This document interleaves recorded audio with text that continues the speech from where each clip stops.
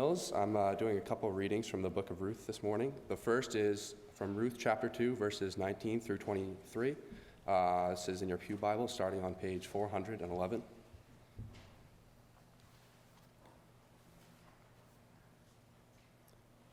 Her mother-in-law asked her, "Where did you glean today? Where did you work? Blessed be the man who took notice of you."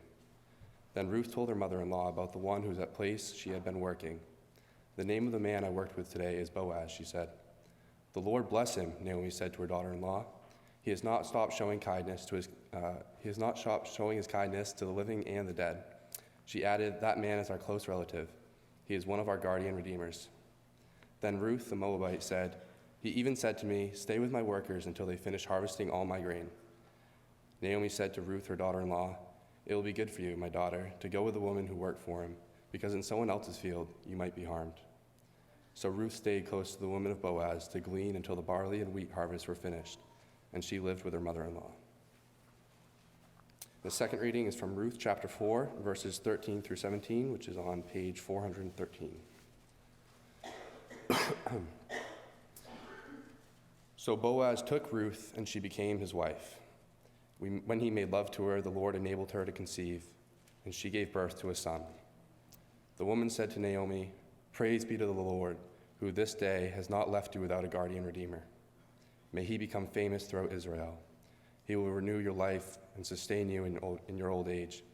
For your daughter-in-law, who loves you and is better to you than 7 sons, has given him birth." Then Naomi took the child in her arms and cared for him. The women living there said, "Naomi has a son," and they named him Obed. He was the father of Jesse, the father of David. This is the word of God.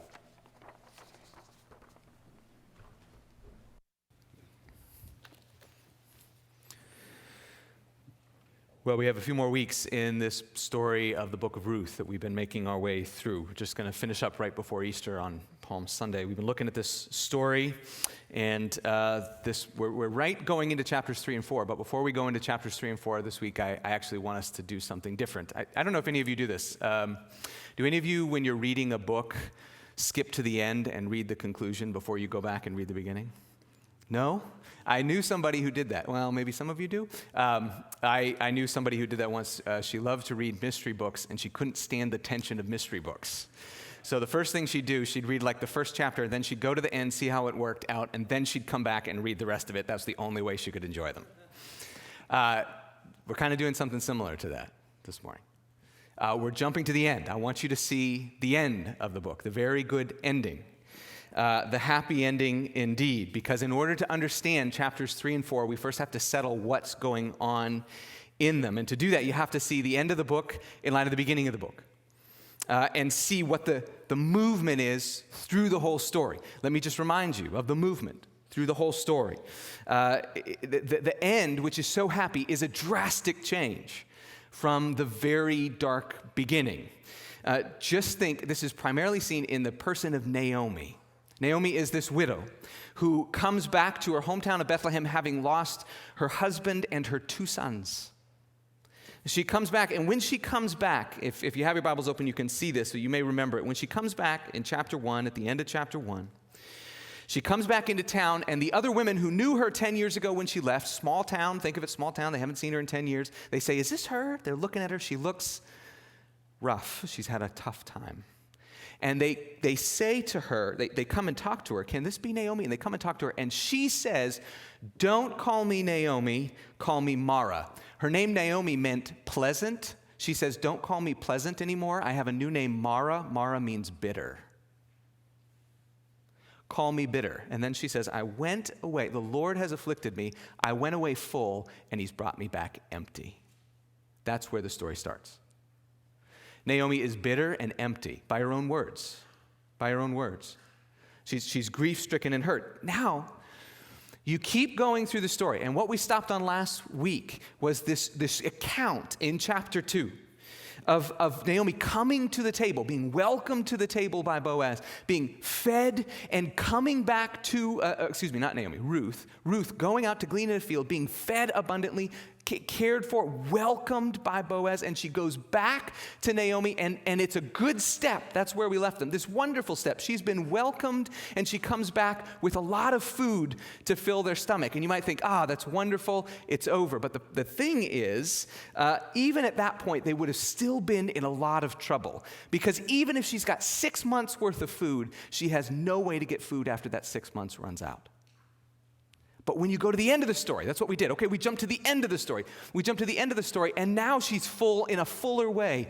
Ruth is married. There's a child in the family. There's joy. And the women of Bethlehem, who when they first saw Naomi said, "Is this her? She looks rough." And she says, "Might call me bitter." Now at the end of the story are rejoicing, saying, "Look at what has happened to you. The Lord has taken care of you." It's a complete swing. It's a complete swing from the dark, bitter, and empty beginning to light, full, and joy at the end. So what happened? That's what chapters 3 and 4 are about. What happened? What changes the story? What turns things around? And the book of Ruth invites you and me to think about that question on a really big scale. Not just about Naomi's story. My story, your story, his story.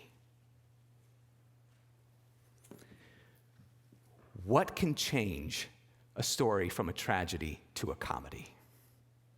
Here's the question. What power is there? And if you don't know that this is your question yet, just wait in life and you'll have this question. What power is there that can take us from darkness to light, from empty to filled, from broken to whole, from wounded to healed, from the dark into the light? What power is there in this world that can take this world?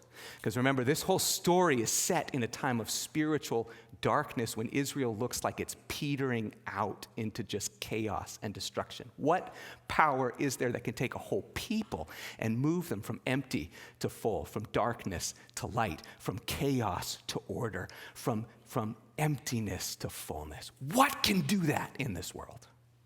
Is that your question? If it's not your question now, it will be. And that's what Ruth is about. That's what these two chapters are about. And what that means is, this is where we'll come back to, that this book is a book that is intended to give you and me, if you're a Christian, to give us a stubborn hope. Don't raise your hand. Any of you ever been called stubborn? Don't. I mean, usually if somebody says that to you or to me, it's not necessarily a good thing. But I think if you're a Christian, you are called not to a flowery, bury your head in the sand, no, I'm not sure what's going on kind of hope. You are called to a realistic vision of what's going on in this world, and yet to a stubborn hope. Stubborn hope. The last two chapters are about that kind of hope. So what changes the story? What makes the difference for Ruth and Naomi? What could change things for us? Now, again, you might think you know what changed things for Ruth and Naomi, as I said last week. Those of you who were here last week, remember I said, here's Ruth. She goes to the field of Boaz, and she sees Bo, and you might start thinking, I've seen this on the Hallmark Channel. Remember I said that? This is a romance. Here's hunky Bo and young Ruth, and that's just, they hit it off. And I tried to make the case that no, actually what the scripture says is this isn't a romance, it's hesed. It's this great theological word in the Old Testament used 250 times, almost untranslatable, sometimes translated mercy, sometimes translated steadfast love, sometimes translated loving kindness. It is primarily the love of God that commits to another to do good to and for someone else. That's hesed. Boaz does good to Ruth not because he's trying to make a move on her. Boaz does good to Ruth because she's a foreigner and he knows God calls him to love people like Ruth, widows and orphans and foreigners. That's why he does it. That's what the Bible says. So last week wasn't romance, but this week, you were listening to what Casey read, right? And you say, yeah, I heard you say it wasn't romance. But here in chapter 4, It's romance. They're married, there's a baby, it's a family. What saves the day? Romantic love, right? Nope. Nope. Again, no. Not Hallmark Channel, not a rom-com. Now, I know I know you may may have to prove that to you, but let me just say something first. Just in case you're thinking, you may be wondering that in case you're thinking that I or the Bible is down on romantic or sexual love. Let me just say that's not the case. There's actually a whole book of the Bible that's about romantic and sexual love. It's called Song of Songs or Song of Solomon. It's a whole book just about that. And if you read that book this afternoon, especially if you read it out loud, you'd blush. And there might be other parts of the Hebrew poetry that you wouldn't understand, and you still might blush because you think you know what it's talking about. It's in the Bible. The Bible has a lot to say about romantic and sexual love in the context for which God designed it. There's a whole book about it. It's just Ruth isn't that book. Ruth is about something else. And it's not romance and sex that saves the day. And it's important to understand that because otherwise, and sometimes there are popular teachers who taught it this way, you will then look at Ruth and see it as some kind of a guide to dating. Which, by the way, have you read chapters 3 and 4? It is very, very strange. Chapter 3 is the strangest marriage proposal. We're going to get into these the next 2 weeks. The strangest marriage proposal you've ever seen in the Bible or anywhere else. And chapter 4, the big climax, isn't about the perfect wedding. It's about legal negotiations at the gate of the city that involve the exchange of a sandal. For real. It's not a romance, and it's not a guide to sex and love. It's answering, and that's why we have to jump to the end. I want you to see what is it that changes. It's not romance, and it's not sex. So what is it? What actually saves the day and changes the story? So here, I had you repeat a word for me before. It was the word I've already mentioned, the Hebrew word that's very important to the whole book, hesed. Now I want to teach you another Hebrew word. Are you up for it? I know you can do it. You can repeat after me, goel. That was good. You can do it stronger this time. Goel. Very good. Hesed and goel. Hesed is the most important word. Goel is the second. Goel is a Hebrew word we find both in chapter 2, verse 20, and in chapter 4, verse 14. You have your book? You have your Bible? Look at chapter 2, verse 20. Chapter 2, verse 20. The Lord bless him, Naomi said to her daughter-in-law. He, that's God, has not stopped showing his kindness to the living and the dead. She added, that man, meaning Boaz, is our close relative. He is one of our goels. He's a goel. Some of your translations may say kinsman redeemer. The translation in your Pew Bible says guardian redeemer. He is a goel, a guardian redeemer. Then look back at chapter 4, verse 14. If you flip over, the last section that we read. Chapter 4, verse 14. The women of Bethlehem are surrounding Naomi as she's holding her grandson, and they say, the women said to Naomi, praise be to the Lord who this day has not left you without a goel, a guardian redeemer, a goel. May he be famous throughout Israel. That word, this word for redeemer, is the key word in chapters 3 and 4. Here's what chapters 3 and 4 are about. They're not about romance, they're about redemption. Not romance, redemption. That word in its various forms shows up again and again and again in chapters 3 and chapter 4. And if you want to understand what these strange and mysterious, at least from our perspective, chapter 3 and 4 are about, you have to know they're not about romance, they're about redemption. They're about the coming and the provision of a redeemer.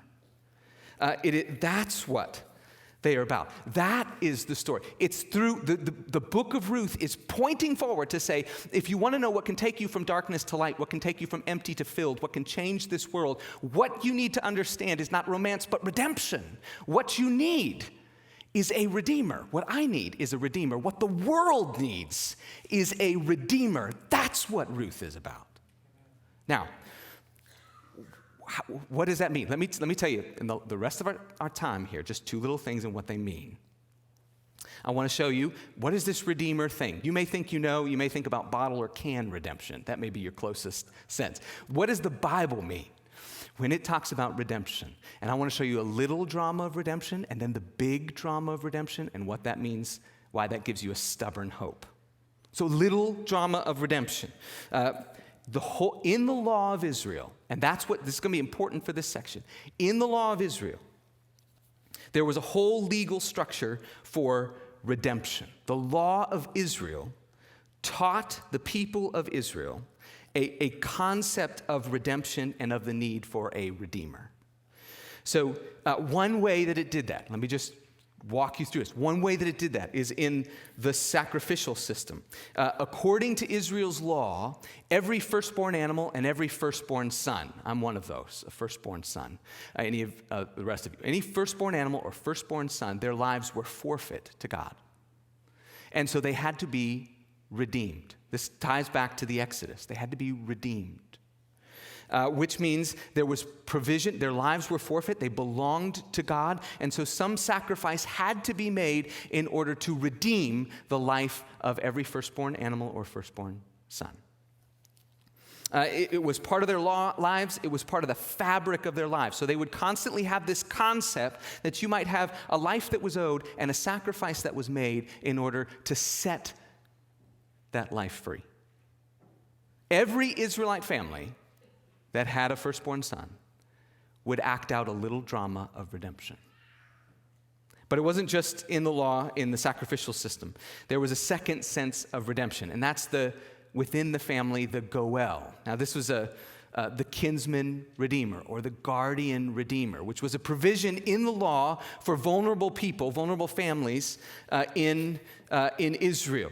So if a family in Israel understood that families were thickly connected, you took care of each other, you watched out for each other, and you actually were responsible for each other in certain really concrete ways. So that was where a guardian redeemer came in. When one member of the family got into different kinds of trouble or was harmed in certain ways, the law provided for another member of the family to step in and help that other family member and get them out of trouble. Actually called them to do that, though the kinsman redeemer had to be willing to do it. So what were some of those categories? That might involve taking care of the widow of a deceased kinsman. That might involve buying a family member out of basically debt slavery. That might involve a family member who gets into trouble and so has to sell their property, their inheritance in the land, and it's gone out of the family, but a kinsman redeemer would come in and pay the price for their family member to buy the land back for them. And in certain cases, it might mean if a family member was killed seeking justice. In each case, what the law taught, and as these were filled out in history, over the history of Israel, it taught Israel these categories of redemption. It taught them to think in this category of redemption. Now let me just put it together. What specifically was being taught by the law. You may be still a little fuzzy on what the law taught, but let me tell you what was key to redemption every time it was used in the Old Testament. John Murray is a scholar, a theologian actually. Anyway, doesn't matter what he is. He has helpfully summarized the three aspects of redemption in the law. This was what was grained into Israel's life through the law over centuries. Three parts of redemption. One, redemption always referred to the recovery of things or people that were lost. So the land is going to be lost, or your family member is lost into slavery, or your family member is lost, cut off from the family, and so a widow would be considered cut off from the family, so you had to bring her back in. Redemption is about the loss, the recovery of that which is lost or captive. Number two, a price was always necessary for redemption. So something had to be paid. If you think about this modern, it could be something like paying your brother's bail to get him out of jail, or paying your sister's debt to get her car out of repo. Or in the ancient world, or in some parts of the world today, think about paying ransom to a warlord who's captured your cousin so he can be set free. There's a recovery needed. There's a price that must be paid. And the third thing, everywhere in the Old Testament law, there is a person, an intermediary, a redeemer who steps in to pay the price for the recovery of the thing on behalf of someone else. Now, if you're a Christian who knows the gospel this morning, your Christian gospel spidey sense is tingling right now. You recognize that? There's something lost, there's a price to be paid, and a redeemer is needed to step in and pay the price. And that was all through, this little drama was all through the structure of the Old Testament. And while I say this was a little drama, just think, over and over again, over through the centuries, God's people learned in little ways, in very personal ways, what this meant. Because if you were one of the ones who over time had been held captive, if you were the one in need of deliverance, if you were one of the ones who had a debt that couldn't be paid, and you say that God's word had made a provision for a redeemer to step in and pay for you what you could not pay for yourself, you learned what redemption meant. And the little drama of redemption in the Old Testament law is what's happening in chapters 3 and 4. We'll show that in the next few weeks.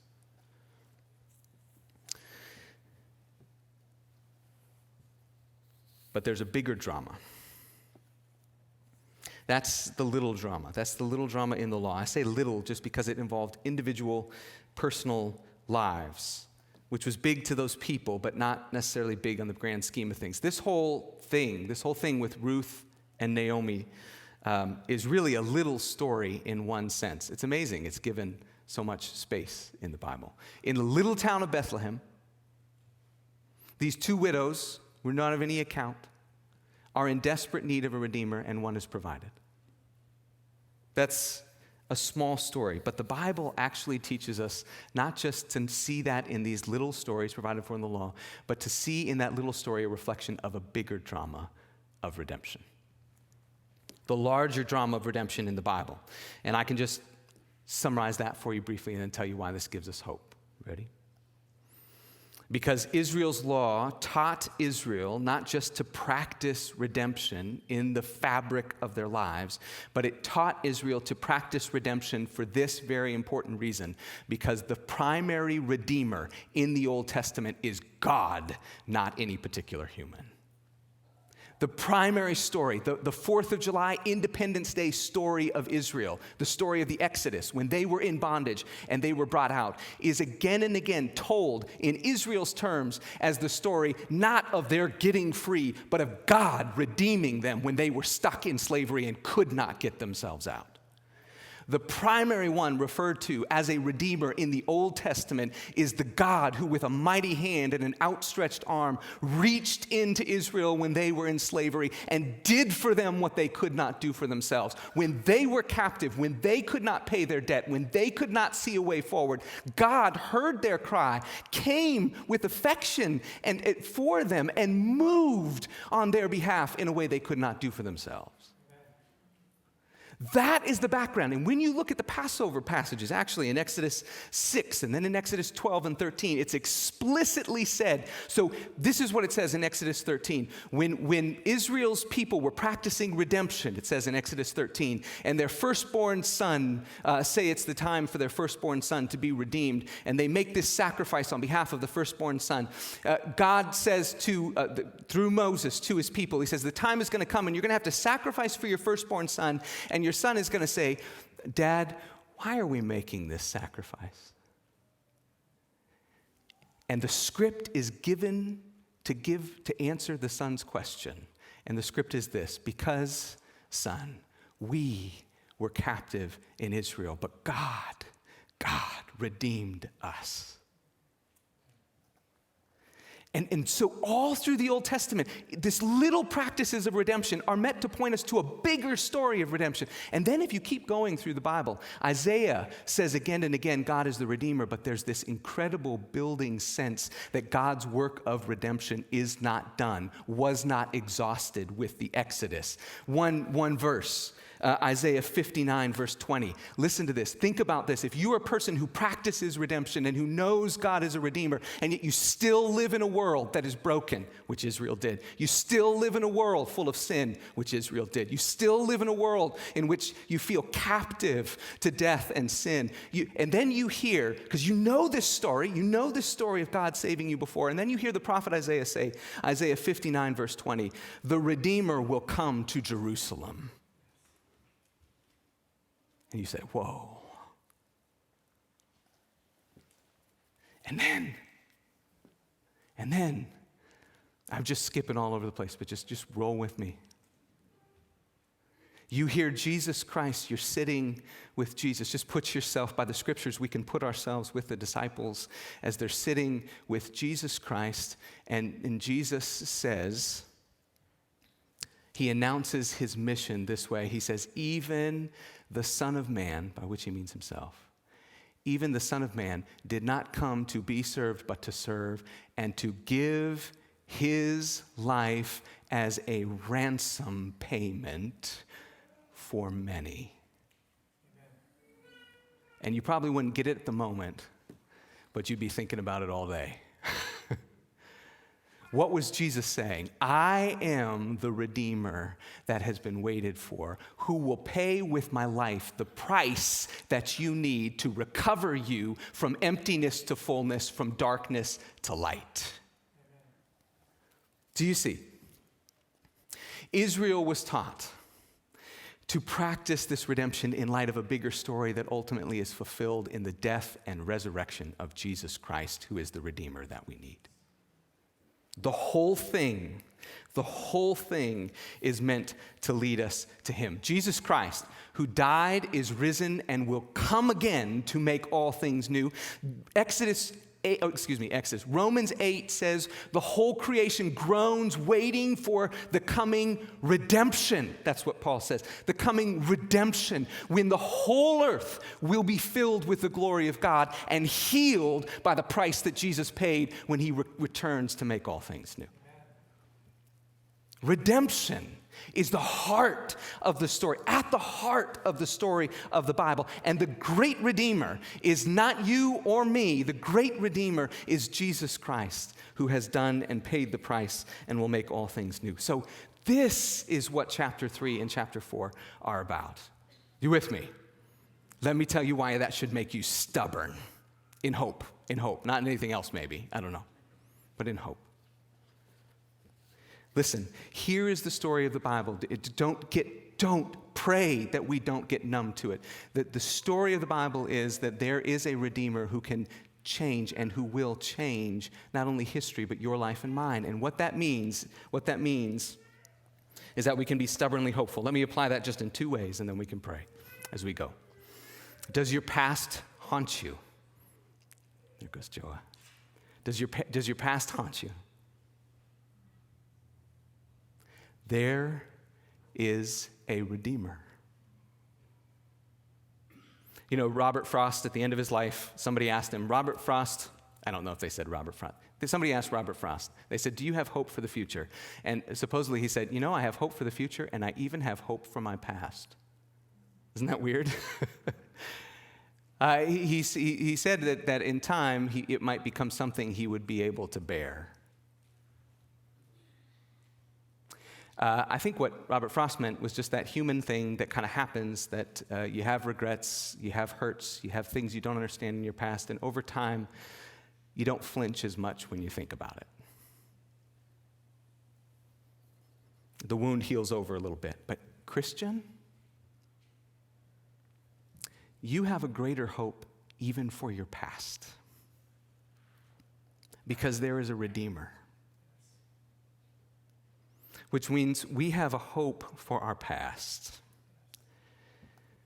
That one day we will not just have a healing that will heal us from the kind of flinching we sometimes do, but that will actually help us to see our past in light of a bigger story in which we can even rejoice. That's not to minimize the pain of the past. It's to point you toward the size of God's redemption. That he does not give Naomi an answer for everything, for why her husband and 2 sons died, but he does work in her life to show her that he is bringing even that into a bigger, more glorious, more joy-filled story than she could have remembered in the dark or imagined in the dark. There is a Redeemer. There is a Redeemer, the scriptures say, who will take even the broken parts, even our own sinful failure, and can will weave it into a story for his glory and our good for all of eternity. There's a Redeemer. It gives us a stubborn hope for our past. And it gives us a hope for the future. Christian, does the future concern you? Personally, globally, nationally, any concerns out there? There is a Redeemer. My kids have commented how in certain circles, not here, just saying in certain circles, they have heard as young Christian people a lot of pessimism from older Christians. So sometimes they hear, oh boy, look what the world's getting into. You're going to have it really tough. Oh boy, look out. Now, things have changed. They are in some ways harder, no doubt, but who's to say that what's coming in the future is just going to be worse and not better? Who's to say? Are you a prophet? I'm not, so I'm not saying that. Who's to say, and there are rumblings of this if you've been hearing around, that the next generation is actually a generation that's going to be used by God to speak into a culture that's increasingly despairing the good news of the gospel at a time when they will be able to hear it? Who's to say that God's greatest, isn't it over and over again true in the Bible that God does his greatest works at the point of the greatest darkness? Isn't it true that when things are falling apart, isn't it true that for you and me, the only point we get desperate enough to say we need God is when we pretty much hit rock bottom? Is that not true? What if God is at work right now and is going to do more and greater things in the future than I can imagine? What if? What if things might get harder and they'll get better at the same time? The confidence we have that that is true does not rest in this generation or the next generation or any other generation. The hope we have for the future rests in this fact: there is a Redeemer, and he is actually seated on the throne in highest heaven, and his will be worked out, and in the long run, that will is good. With that confidence and that stubborn hope, we should be infusing that hope into one another and into our children. God is alive. God is at work. God is on the move. Live for God and don't walk around thinking, well, the sky is falling. God holds the sky up today. He'll do it tomorrow. Until the last day when he brings it to the glorious final conclusion. Stubborn in hope. Read through the New Testament and what you find is that kind of a note pulsing through the whole book. And not because we know what's coming, but because, as the old song goes, not because we hold the future, but because we know the one who does. The book of Ruth,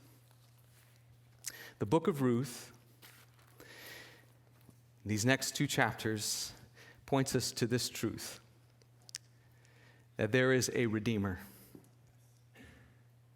And that means that we should be people whose hope never ends, doesn't run out. We stubbornly cling to it. Let me say one last thing before we pray. Sometimes that's hard. Naomi, when she comes back, knows that there is a God and yet feels like there is no hope. So one other thing that we need, one another.